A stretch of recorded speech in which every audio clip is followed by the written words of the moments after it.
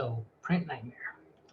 If you're in IT and you haven't already heard something about PrintNightmare at this point, you're probably living under a rock. But as a recap, PrintNightmare, aka CVE 2021-34527. There's some controversy around that, but it's a publicly disclosed vulnerability in all modern versions of Windows, which allows for both the arbitrary remote code execution and privilege escalation. The high-level summary is that this allows any authenticated user to upload and execute a DLL via remote procedure call to the Windows print spooler and run this code as the system user.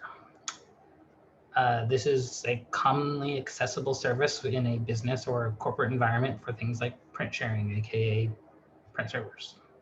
The bug's possible because of some flawed logic in the check for privileges in the print spooler service. There's not currently any available update or patch to make this exploit ineffective. Last week, a proof of concept exploit was published demonstrating the vulnerability risk. That proof of concept has already been taken and tooled into a few different pen testing toolkits. I've seen in Mimikatz already. I'm going to be showing something from Impacket that was released as using the Impacket framework. Basically, the point is these exploits are highly available, and it's likely that it's already been integrated into a lot of APT actor toolkits. But what I wanted to do is give a brief explanation, or rather demonstration, on what a simple exploit on this with a fully up-to-date Windows server and what artifacts you might want to watch for from the exploitation, with the note being that most of the names and paths that you see in here are probably relatively arbitrary. A well-crafted exploit probably won't leave exactly the same IOCs, but I'll try to make points of that along the way. Like I said, I'll be using the Impacket Python framework. This is a very public, simple to use toolkit that's out there and widely used.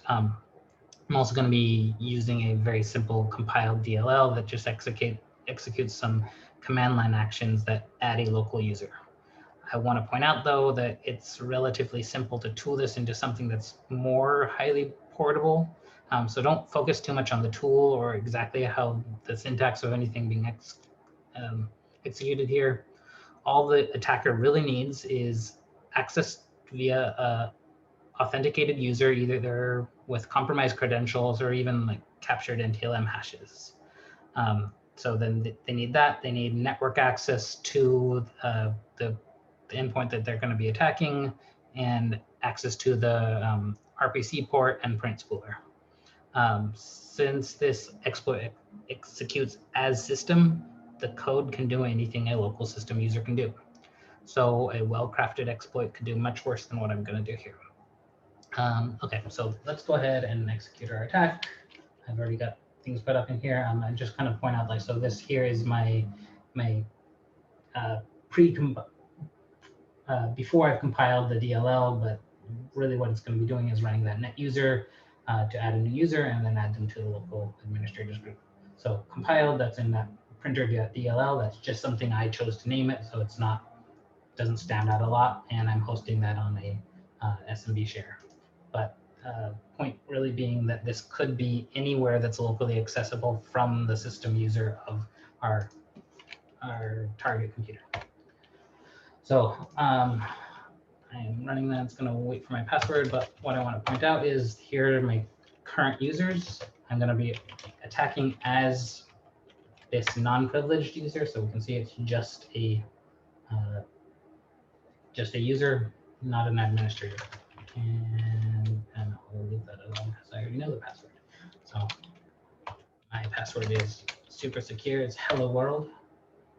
Seconds. Okay. So we've successfully run the exploit. Let's see what happened. Immediately we see in the print manager, we now have this new driver, this super non-suspect driver. So let's take a look and see where those drivers were loaded from. So there's my printer.dll, and take a look where that actually is, and that's in a super not a place that should be writable by any non-privileged user, right? Okay, so we know that this, and this was done, I think this is actually when the file was created, but in any case, so we have now loaded a remote file into something locally in a write protected area. So let's see if it actually ran. So let's run our net user, and sure enough, we now have this new user Bob. Net user Bob, and great, it's an admin. So seconds really, point really is that our RCE was successful, our privilege escalation was successful. So let's really look what was left behind.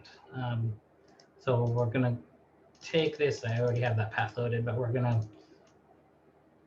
grab that space, and that was put into here, right? So that should now see a printer.dll. So there's my printer file, which was compiled at 1 a.m. this morning. So we're going to see that, but like I said, that's not something that's easy to look for because it could be named whatever. So we just need to be looking for new drivers that are happening during a high-risk time. The other thing that we're going to see is part of that, like moving files around to get into a loaded space. It actually uses like this backup procedure to make sure that this file is accessible and not write locked or read locked. So it does this little dance which loads in these. It uses the like upgrade path call. So we're going to get a couple remnants of things here.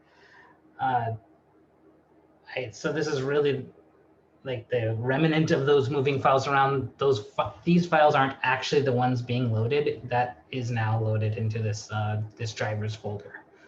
So really, this whole old file could have gone away. So I'm going to hit delete, and like that, the attacker could do that too. So like while it's a good indicator, it could also be a remnant of like a real driver upgrade. So it's not really evidence of a compromise, but it's an indicator. So just watch out for it. So the other thing I'm going to kind of lead to is this Windows print spooler does log these kinds of actions, but that logging is not turned on by default. So this is the thing you need to be doing right now. This is not going to help you identify a compromise that has already happened, but while there's not a fix out here, you need to be turning this logging on. So we're going to go into your event viewer, applications, Microsoft Windows, and then scroll down to the print service. And I've already got this turned on, but you'd hit here and hit enable, and I would actually say enable both the admin and operational. And let's see what kind of events that threw. So really what we want to look for is that event ID 316. 316 is just let's scroll this out, and it's adding a printer driver. So yes, adding a normal printer driver will throw that same event, but we want to know when new drivers are added. And sure enough, in that description, we're also seeing, okay, here's the DLLs that were loaded, and there's my malicious one. This doesn't say anything about it being malicious, but again, indicator, just kind of watch out for this right now. I'm going to point out in this admin one, there is also an event ID that 808, and that's saying that my DLL failed to load correctly. But note being, it did still execute my code.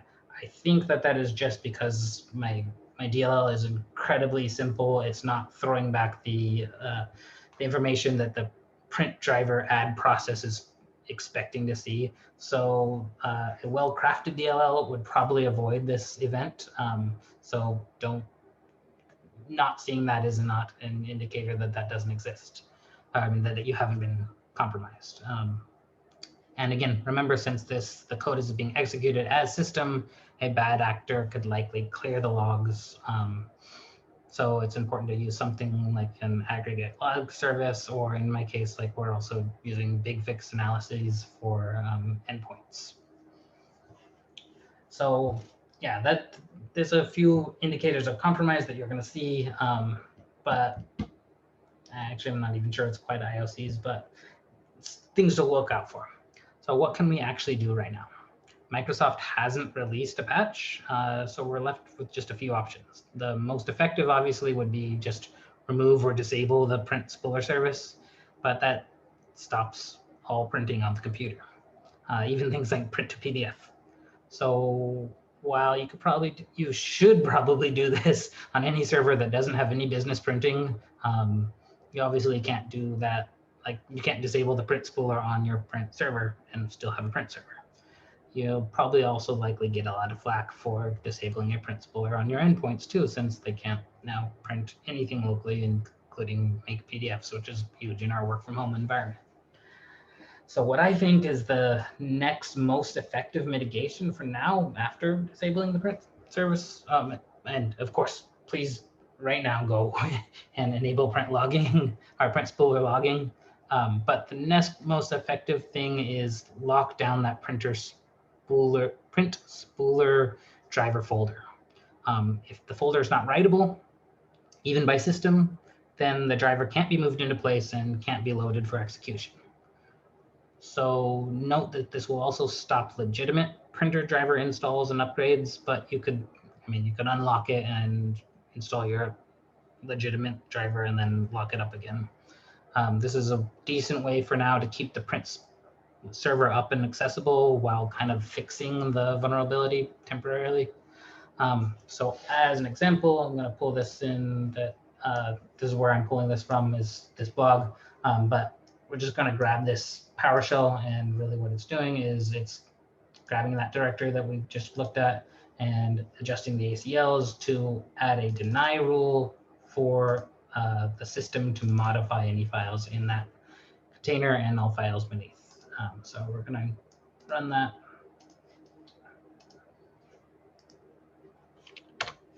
And just example, try to run this again. World. And now I get an access denied, because again, that's not a writable location now, so it's going to fail. Just as an example, because you could run this again and run your exploit again and again, even with new DLLs, new code, and it would keep working. So I'm going to now run the other half of that, which is to unlock those. If I copied it correctly.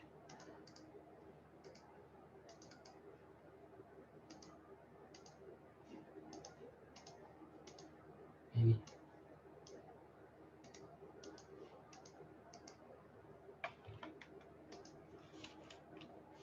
Okay, we're gonna skip that. My demos, right? So point just being, like, I could have run that again and again, and it would it would upgrade the driver and then run the new DLL each time. So I could even do things progressively, and it would continue to work. This is that mitigation. For let's see. For endpoints that don't need to share their printer, I'd also recommend taking a look. There's a GPO that will restrict remote connections to the print spooler. It seems effective. I haven't tested it out a lot, but that will, like, what I at least tested so far is that will still let you print locally and print to remote computers. Like to print to your print server, but it won't let that computer now act as a print server or share its printers. So I would take a look at that as well. All right, that's all I got. Hope you learned something out of this. Thanks.